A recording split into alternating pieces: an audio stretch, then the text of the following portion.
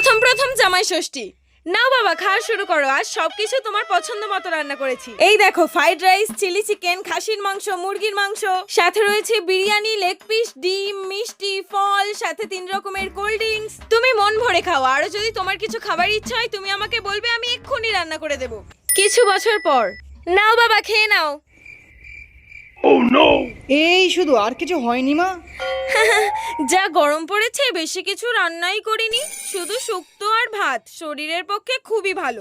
বেশি রিচ কিছু খেয়ে তোমার যদি কিছু হয়ে যায়, শেষে জামাই মৃত্যুর দায় শাশুড়িকে জেলে যেতে হবে। এই শুক্তোটা দিয়ে ভাতটা খাও, দেখবে শরীরটা ফিট থাকবে।